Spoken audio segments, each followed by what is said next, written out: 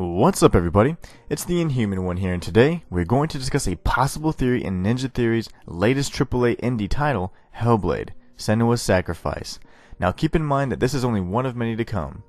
While playing through this mentally taxing adventure, there was one boss encounter and scene that stood out to me most. It was during the encounter with Valraven, the Master of Illusion, that I realized the true extent of Senua's emotional and mental damage. Now, as a quick warning, I'm going to discuss mature topics such as sexual assault and other suggestive themes. If you're not mature enough to address these topics respectfully or politely, then please excuse yourself now.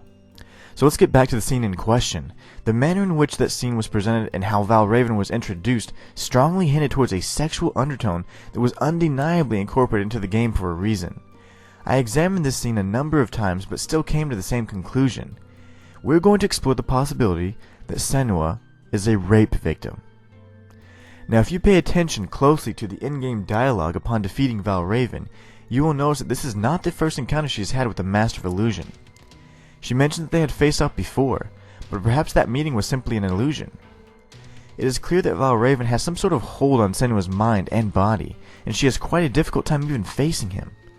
She clearly has quite a bit of distaste and hatred for Valraven, but most interestingly, a sort of paralytic fear upon first meeting him in the crow's nest.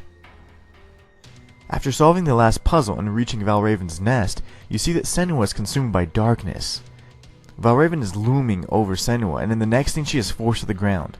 While the darkness swarms around her, it seems that you can see Valraven seemingly pecking at Senua's back, but as the camera then pans to Senua's face, the manner in which she begins to jerk and the expression on her face seem to suggest that she is being assaulted sexually, almost as if she submitted to her attacker. The words she hears from Dillion regarding the iron mirror strengthen her resolve, and in a blinding flash of light, all the darkness subsides. Valraven then steps off and away from Senua, and the battle ensues.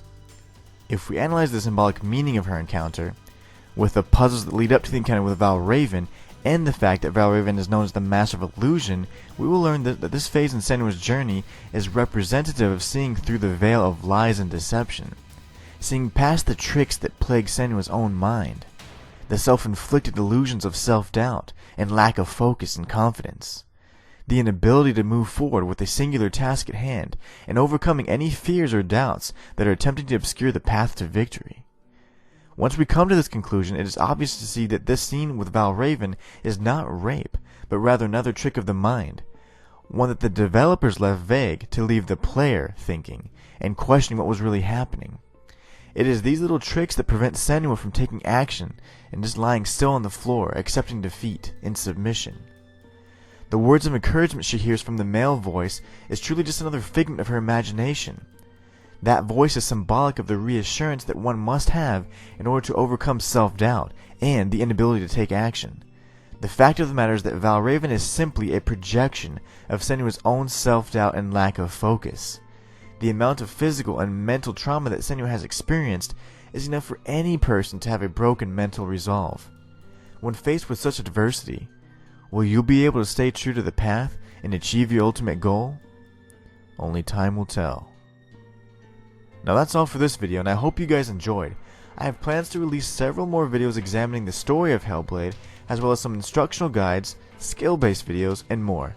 Now don't forget to like, subscribe, and comment, and as always, it's the Inhuman one, signing out.